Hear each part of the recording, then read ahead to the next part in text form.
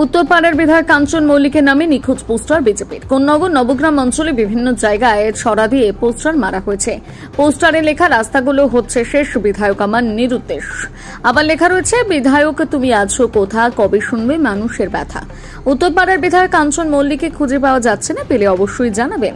ভারতীয় জনতা পার্টির নামে এই পোস্টার মারা হয়েছে। স্থানীয় বিজেপি নেতৃত্বের অভিযোগ, নির্বাচনের পর থেকে বিধায়ককে আর সেভাবে এলাকায় দেখা যায় না, ফলে মানুষ অসুবিধের কথা কাকে জানাবেন। তৃণমূল বলে উন্নয়ন নাকি রাস্তায় দাঁড়িয়ে আছে, এই তার অবস্থা। রাস্তার চলা দায়, পুজোর সময় তাপ্পি মারে, আবার কিছুদিন পর পিচ উঠে রাস্তায় চলা দায়। নবগ্রাম, কানাইপুর, রঘুনাথপুরের ছবিটা একই।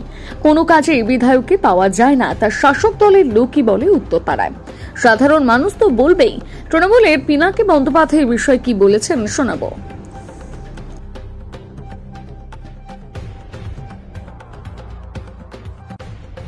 বিজেপির অভিযোগ বিধায়ককে দেখা যায় না। তৃণমূলের বিভিন্ন প্রোগ্রামেও যে সম্মেলনীগুলো হচ্ছে সেখানেও দেখা যাচ্ছে না, মানুষ তাদের অভিযোগ জানাতে পারছে না, কি বলবেন? ব্যাপারটা হচ্ছে বিজেপির হঠাৎ মনে পড়লো বিধায়ক কোথায়। বিধায়ক তো অবশ্যই সবার, কেউ বিজেপির তো নয় আর তৃণমূলেরও নয়, বিধায়ক হচ্ছে সবার। কিন্তু বিধায়ককে এরা হঠাৎ খুঁজতে আরম্ভ করলো। এরা নিজেরাই তো পরিযায়ী পাখি। ভোটের আগে হঠাৎ দেখি এখানে এসে বন্দে মাতরম, জয় শ্রীরাম এসব বলে অনেক রকম ধ্বনি দিচ্ছে, কিন্তু ভোটের পর এদের আর দেখা যায় না। এরা হচ্ছে পরিযায়ী পাখি। বিধায়ককে কি আপনারা পান? বিধায়ক অবশ্যই আসেন। বিধায়ক তহবিল থেকে আমাদের রাস্তাঘাটও হয়েছে। বিজেপির চোখে যদি নেবা হয়ে থাকে আমাদের কিছু করার নেই, কারণ বিধায়ক তহবিল থেকে নবগ্রামের বুকে রাস্তাটা হয়েছে, এটা আপনারা সবাই দেখতে পাচ্ছেন সম্মুখে। সুতরাং বিধায়ক আসলো কি আসলো না সেটা তার ব্যক্তিগত ব্যাপার, কিন্তু বিধায়ক নানা সময় নানা কাজে ব্যস্ত থাকে।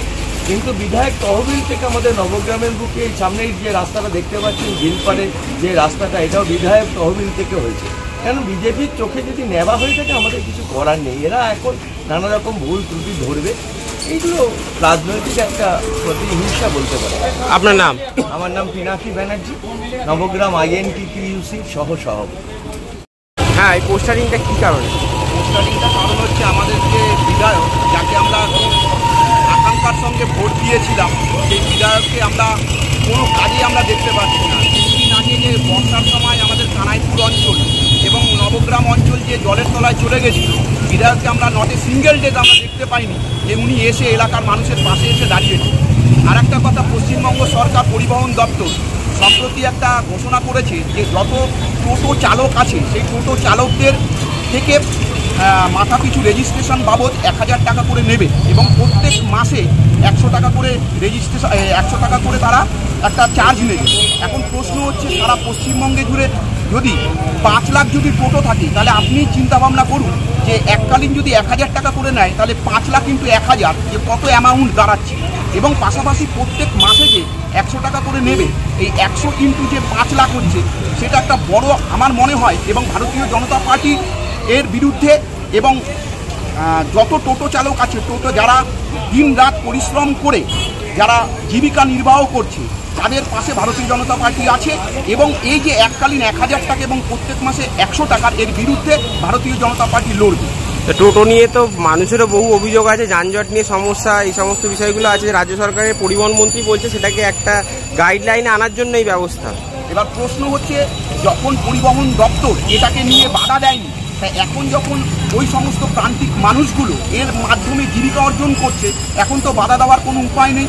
তারা তো এখন অলরেডি জীবিকা অর্জন করছে, তারা কোনো না কোনো কাজ করতো আগে, সেই কাজটাকে বাদ দিয়ে তাদের কাছে এখন টোটোটাই হচ্ছে অন্যতম জীবিকা। এখন টোটোর মধ্যে দিয়ে তাদেরকে যদি প্রত্যেক মাসে যদি 100 টাকা করে চার্জ দিতে হয়, আর এককালীন যদি 1000 টাকা দিতে হয়, তাহলে এই গরিব লোকগুলো কি করবে আপনি ভাবুন। তাহলে প্রথমেই রাজ্য সরকারের উচিত ছিল ভেবে চিন্তে টোটোর সংখ্যাকে বাড়ানোর, কিন্তু সেটা সে করেনি। এর দায় তো টোটো চালকরা নিতে পারেন। আপনার নাম? আমার নাম সুজয় কুণ্ডু, উত্তরপাড়া মন্ডলাকের সম্পাদক। আজকে যে পোস্টার কি বিষয়ে? আমরা এই উত্তরপাড়া বিধানসভায় এখানকার MLA-কে 5 বছর ধরে খুঁজে পাওয়া যাচ্ছে না, নিখোঁজ আছে। তাই জন্যে আমরা এই পোস্টারিংটা করলাম কি এই নবগ্রাম, কানাইপুর, রঘুনাথপুরবাসী কি ভুল করেছে যে এইখানে দেখা যাচ্ছে না, এনাদের খুঁজে পাওয়া যাচ্ছে না। নবগ্রাম, কানাইপুর, রঘুনাথপুরের পঞ্চায়েতরা এই দুর্নীতি করছে, একটা উন্নয়নমূলক কাজ নেই। রাস্তার অবস্থা খারাপ হয়ে গেছে, রাস্তার নদী পাহাড় হয়ে গেছে। এখানে মানে একের পর এক ইলিগাল কনস্ট্রাকশন হচ্ছে। রঘুনাথপুর, কানাইপুরের নবগ্রাম, 3টে অঞ্চলেই জল নিকাশি ব্যবস্থা নেই। আমরা পঞ্চায়েত যদি দুর্নীতি করে তাহলে আমরা কোথায় যাব? আমরা তো যাব একটা আমাদের এমএলএর কাছে। উনি হতে পারে টিএমসির এমএলএ, কিন্তু আমাদের উত্তরপাড়া বিধানসভার এমএলএ তো, ওনাকে আমরা খুঁজে পাইনি, 5 বছর ধরে খুঁজে পাইনি। তাই জন্য আজকে আমরা এই পোস্টারিংটা করেছি। ঠিক আছে, আপনার নাম? আমার নাম রাজেশ রাজু, ডেজিগনেশন পাড়া 1 মণ্ডলের সভাপতি।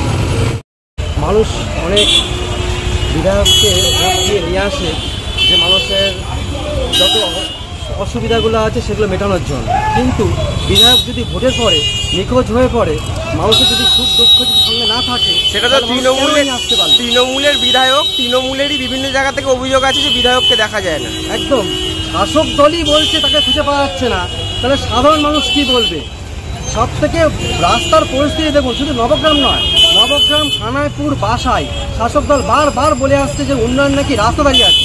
তাহলে এই রাস্তায় উন্নয়ন এইভাবে চলবে? উন্নয়ন প্রত্যেক বছর নৈতি রোডটা যা পরিস্থিতি দেখায়, পুজোর সময় চাপটি মেরে দেয়, কাজ শেষ। এইভাবে কতদিন চলবে? মানুষ কতদিন এভাবে হ্যারাসমেন্ট হবে? জলের দেখুন, আজকে 4 বছর ধরে মানুষ খালি আশ্বাস দিচ্ছে পাইপ পড়বে, পাইপ পড়বে, পাইপ পড়বে, কল লাগিয়ে দিয়েছে, কিন্তু জল আসছে না মানুষের অর্ধেক বাড়িতে। এখনো বলছে 3 বছর ধরে বলছে এই 6 মাসের মধ্যে পাইপ আসবে, এখনো তো পাইপ এসে বোঝাচ্ছে না। মানুষ বুঝে যাবে, কার কাছে অভিযোগ করবে? ঠিক আছে, আপনার নাম? শুনেই থাকুন।